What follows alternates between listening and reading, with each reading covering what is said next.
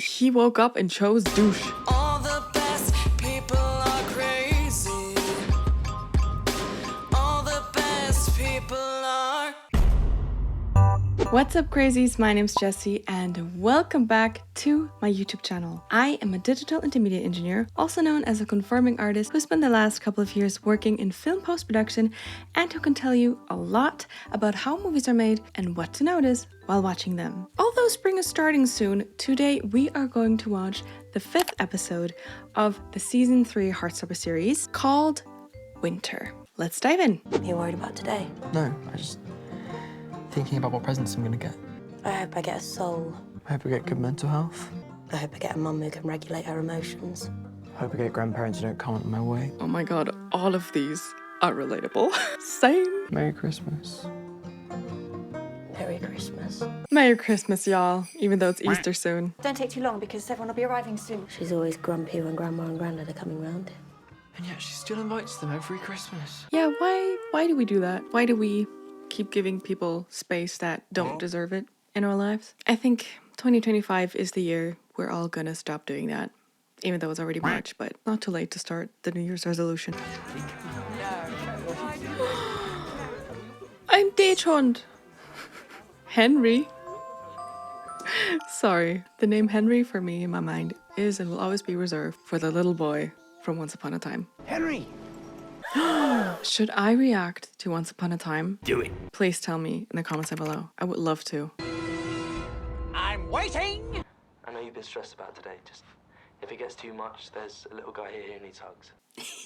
By little guy who needs hugs, I did mean Henry, but actually that applies to me as well. Oh my god, that's the cutest. You're still looking a bit skinny, aren't you? I thought you were getting all that mess sorted out. Okay, send them home immediately. When you make comments like that, disrespectful comments, do not be surprised if I will disrespect you right back and send you home. None of that's gonna fly in my home. I don't think so. I mean, it makes a bit more sense if this is the mom's family. Not good at setting boundaries, are we, Jade? A beer for you, Dad? I love her face. Side eye. Charlie!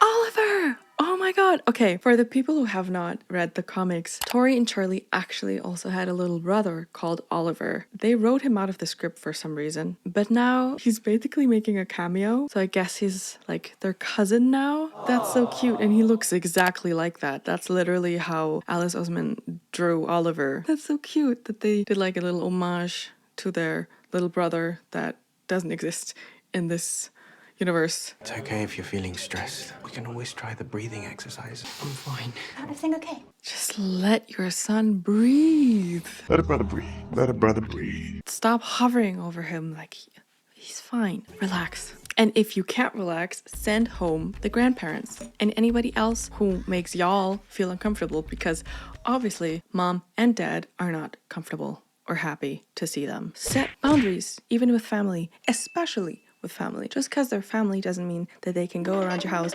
disrespecting your whole family. What about you, Tori? Any lovely men in your life? No. Well, you're not missing out on much. Straight boys are the absolute worst. Word. Charlie, when did you realise you were gay? What's with the 3rd degree? Everything okay? Yeah. Great, thanks. I'm fine. We're fine. Stop hovering. Oh, that You know Dad's not coming. He always says he's gonna pop in, then he never does. Stop acting like you know everything. chill out, girl. Ever since your boyfriend became mentally deranged, you've been acting like you're the savior of the earth. The woman was too stunned to speak. The next guy to send home. Don't say that about Charlie. I mean, I get it. Right? He wants attention. He stops eating. You have to be the hero who saves the day. Can you just shut the fuck up? Yes, just shut up. Ooh, I hate you. Ooh. Oh, I hate you! Ooh. And what is that above your lip? Shave that off. Looks ridiculous. Ridiculous! You're gonna do wonderful things and make us all so proud. Yeah, she totally looks like she's totally excited for that. Sorry, I always stop to look at the decor because they put in so much detail. That wallpaper is so cool. Then the posters and the lamp. Oh my god, wait. Wait a minute. You can see the crew in the lamp. I shouldn't have paused. Oh, so cute, so colorful. See, she's annoyed again. Do you like her? Do you don't like her? What? I love Imogen's room. And all those outfits, these are things she has actually worn. That's her Paris outfit. She wore that in Paris. That's so cool. There's so much personality. Even in these small little scenes where they swoop into other people's rooms, fits to everybody, like it matches them so well. And then with a little Christmas theme in everyone's room, they are working overtime to make this look special and detailed. And if you don't pause like me every 5 seconds, you wouldn't even notice it. It's a relief you could come back for Christmas, isn't it? Can't imagine what Christmas would be like in a place like that. You just hear horror stories, don't you? White walls, straight jackets, all that. Yeah, I think Terminator is at fault. Terminator 2, that's what he thinks about. You know, if you don't know a lot about a topic, instead of just stating dumb shit like that, please educate yourself. Do the world a favor and educate yourself before you announce your stupid opinion to the world. We're just happy that Charlie's back to normal and back with us. Normal? What does that even mean? Well, he seems great. As if nothing ever happened. Yeah, that's because you know that, right? You know him so well. I'm sorry, Charlie. Try to ignore. That's the worst advice. Try to ignore. She's back on my bad side. Even though I like her blouse and I want to have it, don't ignore it. Because that would just be suppressing it. And that's why depression happens. No, what you do is you acknowledge that it makes you annoyed. You validate that feeling. Once you've done that, you move on to, okay, what do I do with this feeling now? How do I deal with it? What kind of outlet do I need now to be able to let it go? There's different ways, you know, there's catharsis, maybe go outside, go for a walk, go for a run, listen to music, play music, read a book, draw, sing, dance. And then you remind yourself and your mind and your body that whatever they're saying doesn't define you. Whatever their opinion is of you or your situation or your feelings, that's their opinion, but it's not who you are and it doesn't define you. And that's how you deal with that. So I just have to put up with ignorant comments from my own family? Nope. Is there a snack on your I meal don't plan know. for Can you today? stop pestering about food right now? You only managed half your dinner, and the dietitian said that that's... You're not helping. Yep. You're making me feel worse. Fine. Well, I'm sorry I even tried.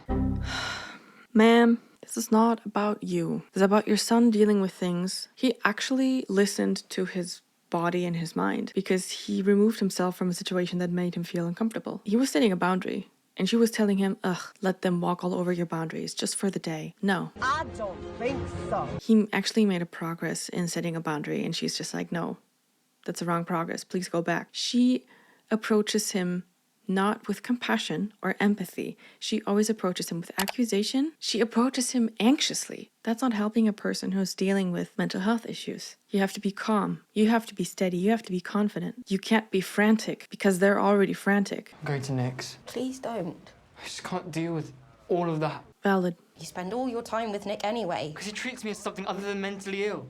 I do too. Yeah, but girl, it's not about you. You're in the same house as everybody who treats him like crap because you're in the vicinity of the people who make every interaction, every conversation about him having an eating disorder and OCD. And he just wants to feel normal and Nick makes him feel that. Plus Nick's family makes him feel that. And Nick's house doesn't have the same triggers as his own house. It's because you're in that house, Tori. If you moved in with Nick's family, I think that wouldn't be an issue anymore.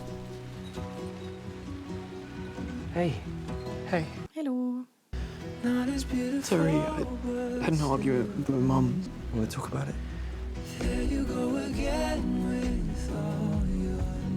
Nah, I'd rather kiss you, which don't we all? Oh no, cringe. This is the boyfriend. Did you see the woman with the reindeers, the blonde one going? The entire family gathered, sneakily watching them kiss. Y'all are creepy. Is he gonna sneak a peek? Yes. Cheeky little bugger. You should probably go back down now. Yeah. Or not. Did you know in that scene they were just saying random shit like really not PG shit to each other? I think he actually says dildo. I don't know what they were talking about, but that word was said. Because they told him, just say whatever, it's not going to have audio. They're just going to be playing music on it. And then later they were like, oh no, actually we want you to actually say something. So they had to go into the recording studio and say PG lines. Did I spend too much time on TikTok watching interviews with Joe Locke and Kit Connor whilst the press tours and everything? Me?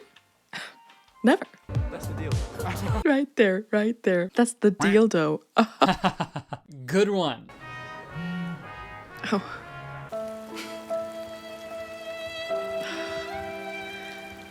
I hate him. Did he text you? That earring just makes him even worse. And I know Dylan is in trouble would agree with me when I say that that earring just makes him look even worse and even more douchey and even more ridiculous than he already is. Ridiculous. You know you got a real family who actually want to hang out with you. Your dad is family. I think family are the people who actually give a shit. He might be family on paper, but... Merry Christmas.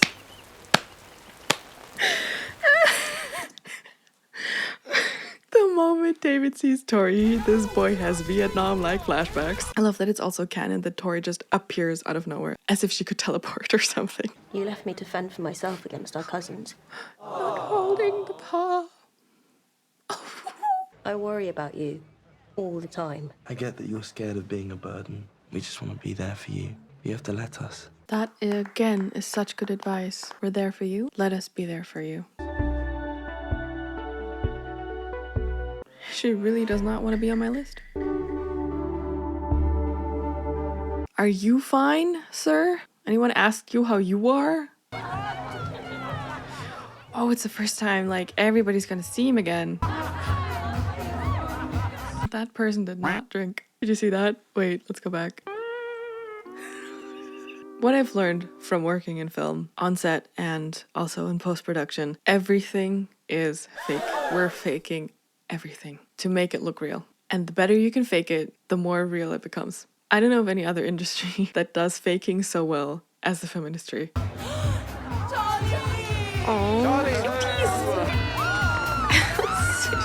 I love this friend group. Like I said, amazing support system. Look at how happy they run towards him and embrace him, and they're like so excited to see him. It is so important for Charlie that after the clinic, being away from everybody, from everything, that he can come back to safe places, that he has a safe place in his friend group. I love her eyeshadow. Oh my god, all the glitter. Season 3 is about everybody becoming alcoholics. So I've told the others about my pronouns, but I just want to see how I feel for a bit. You don't need to rush to come out as anything. Just chill and like have fun with it. That is very nice, very sound advice, and that can be applied to anything and everything that has to do with coming out and exploring and questioning. I'm still so sad that they didn't give Darcy's non-binary story more room. Like, I would have loved if they had started hinting this entire season towards Darcy maybe being non-binary, and then maybe in the 4th and final season, Darcy would have come out as non-binary. What do you think? Let me know. How come you're off school for so long? None of your business.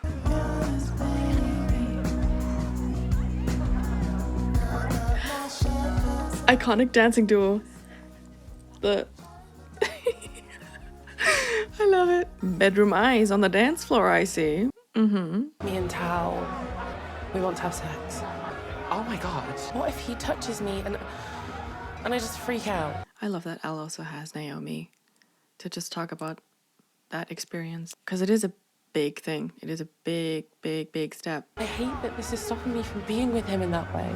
You trust him, and he loves you, and if anything goes wrong, I'll be here for you. I love what Naomi says to her. Chill. If things go wrong, you can come right back here. I'll be here. We can talk about it. Almost midnight. Make sure you got someone to kiss. Oh my god, he still exists. Here we go. We haven't spoken properly since Halloween, and... Oh my god, bro. Oh, hell no. Still not a fan of Sahar. She's always so towards Imogen. And yeah, Imogen is confused and she's not handling her exploration really well. But at the same time, like, Sahar, you're not helping. You don't have to be so mean about it. Why you gotta be so mean? And also, there's always 2 in the conversation. You obviously didn't approach her either. You didn't approach her after and ask her, hey, can we talk? Because you kissed her too, right? So it's not just all on Imogen. Imogen deserves better. I'm sorry, I said it. There it is. Now you're here to kiss me at midnight. I'm not here for that. I wanted to apologise for Halloween. See? Accountability. I don't want to be just an experiment to you. Especially when you know you're the reason I realised I was bi in the first place. Since... when? Was this canon? I don't think it was. And what in your behavior do you think made Imogen think, oh yeah, I'm the reason she realized she was bisexual? You're being mean and condescending and judgmental towards her. Obviously, the signs of true love. I didn't know that. Of course not. How could you?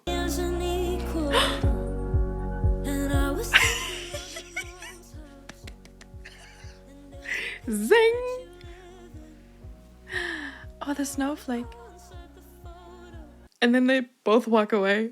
I love it. Don't worry, I'm not here to kiss you. I just don't want to be alone at midnight. That's such a big deal people make it. A bigger deal than it is. Can't be alone on New Year's Eve. You know, it's pathetic if you're alone on New Year's Eve and you have to kiss someone on New Year's Eve. Listen. I have walked 27 years on this earth without having been kissed on New Year's Eve, and I am fine. Okay? I'm still alive. I'm still breathing. I'm happy. Healthy and alive? Oh, Debbie dead. Debbie real dead. Happy New Year! Woo! Why?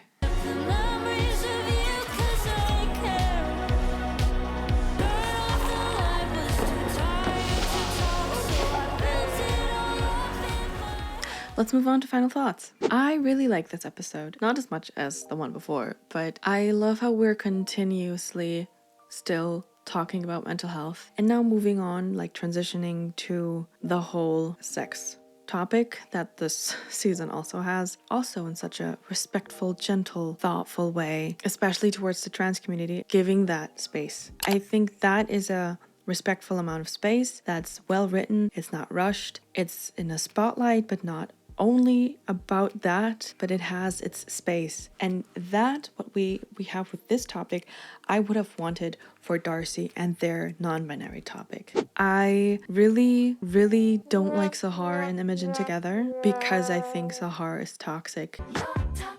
And Imogen is also not treating Sahar the best way, you know, experimenting with her and stuff, but also Sahar apparently having had a crush on Imogen for ages. Where did that come from? That just came out of left field. None of the indicators in her behavior were there. Story time. This reminds me of a person I know who I hadn't spoken to in like 2 or 3 years. Before that, I had a little crush on that person, but then I moved away, so nothing happened. Then we had a phone call for like 6.5 hours where I was like, oh my god, we're going to be friends again. And then they stopped replying, and I kept texting for months. They didn't reply. Now, I'm not big of a texter. I can also take months to reply. I'm not kidding. But when somebody texts me like 3, 5, 4 times, I do reply. You know, I'm not like that. But they didn't reply. So I was like, okay, fine. I guess that was that. Then like half a year after the phone call, I had suddenly like a voice memo from them telling me, you probably knew this, but back then I was falling for you.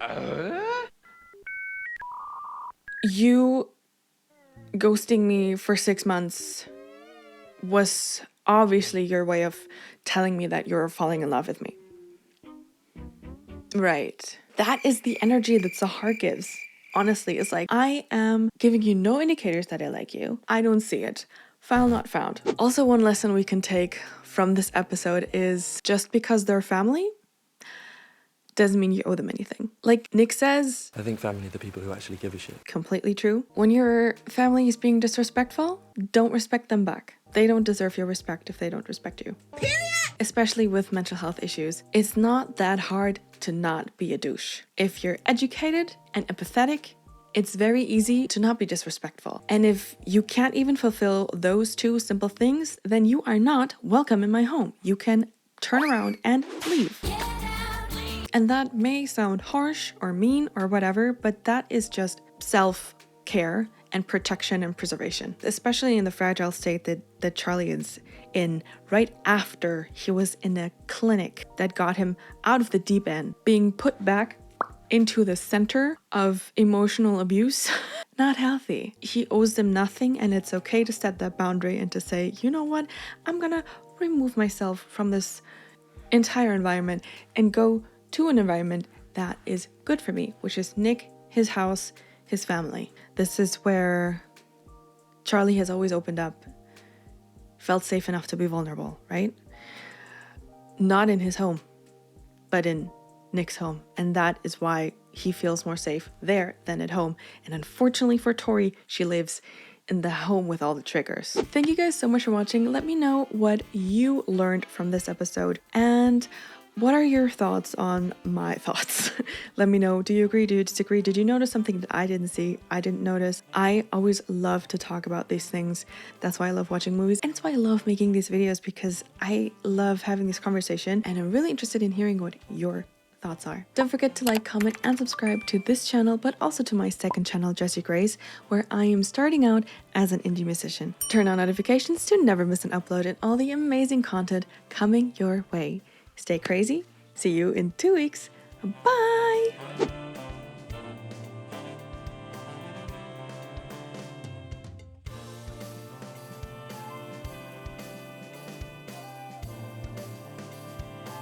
How to get this savior to taste my forbidden fruit. Verdauungsprobleme oder was?